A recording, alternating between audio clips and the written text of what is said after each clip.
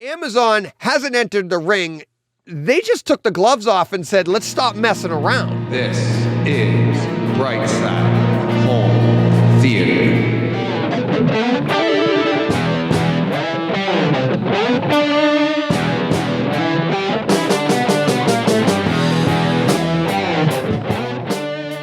Hey, home theater nerds, and anybody else that wants some information on Tomorrow War that just dropped on Amazon Prime exclusively.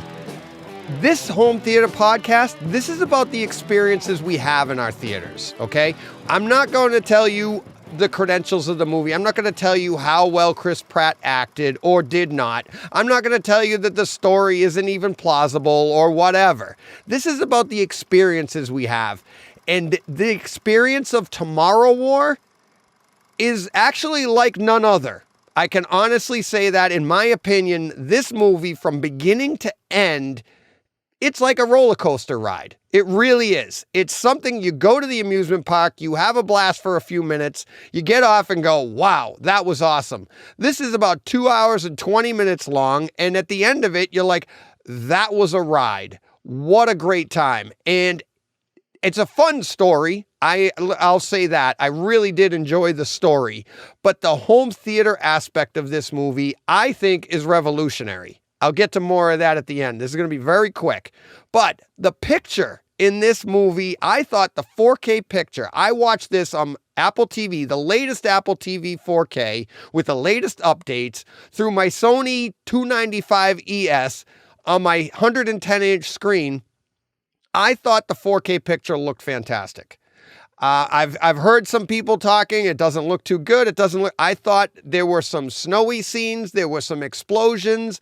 There was a lot. The black levels I thought were very good.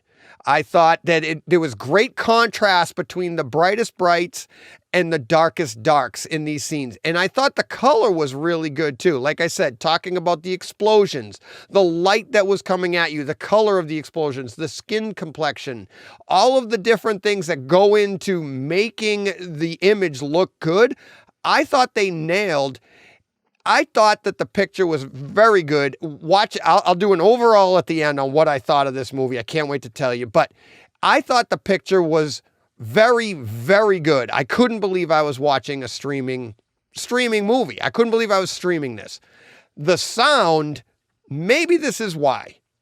Between your eyes and your ears working together into your brain, the sound in this movie I have an 11.1 system. I'm running two subwoofers, two SVS PB2000s in a pretty small room.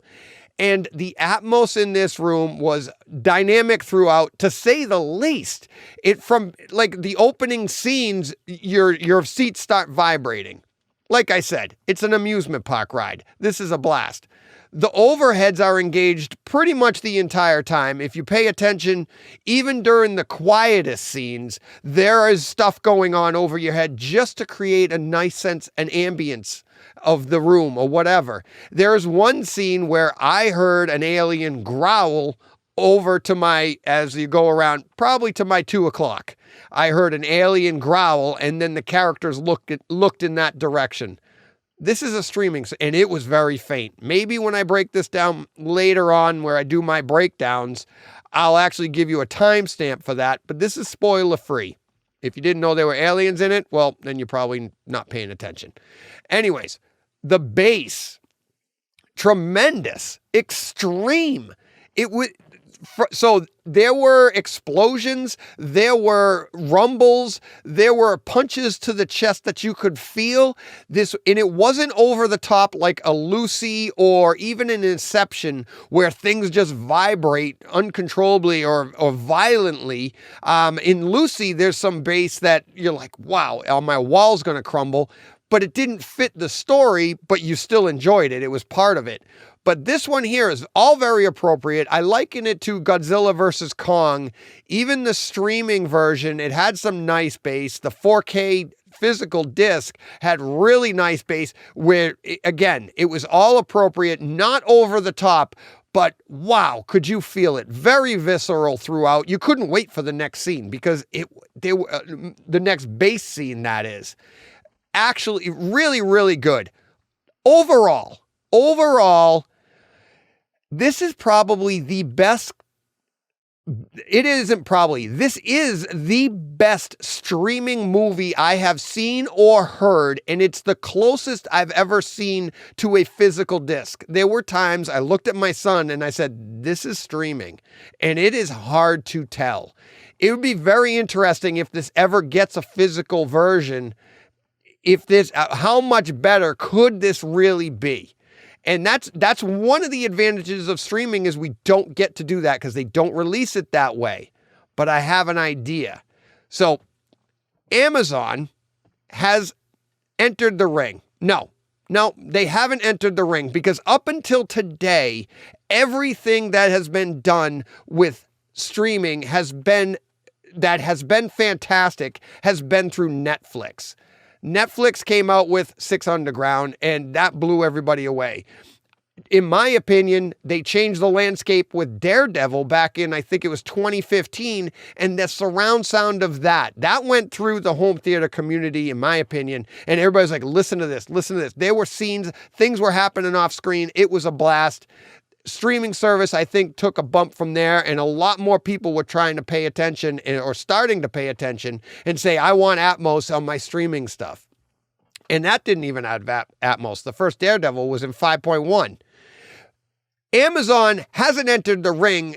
They just took the gloves off and said, let's stop messing around. This movie here goes above and beyond every other streaming only movie because they've changed the landscape with this movie.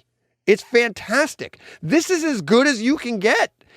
Now, what I would like to see from here is instead of releasing a physical disc for this, why doesn't Amazon release this as a download? 150 gigabyte download instead of a disc for $29.99, offer a download for $39.99. And better yet, offer it free when you get their new home theater in a box streaming device that has a 1 terabyte hard drive in it with the ability to expand it. And you can start streaming 150 gigabyte downloads, 8K movies, whatever.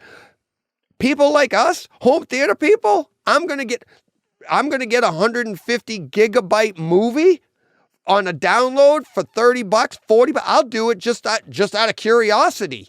And a lot of people would.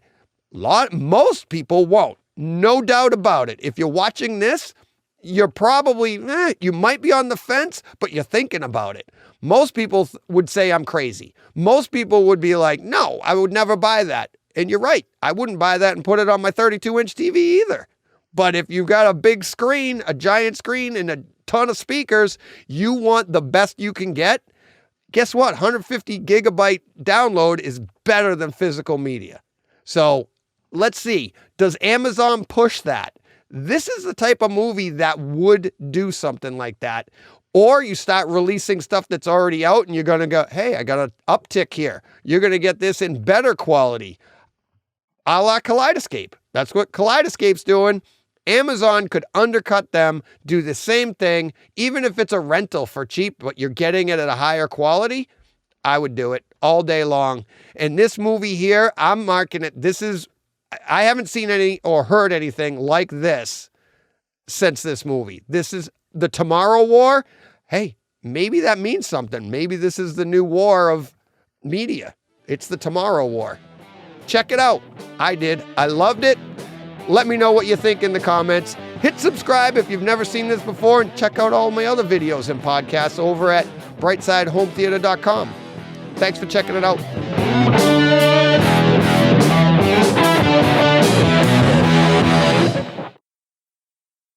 Hey, Fred. This has been a Hey Fred production with theme music by Jeff Bernhardt and Throne Vault Productions.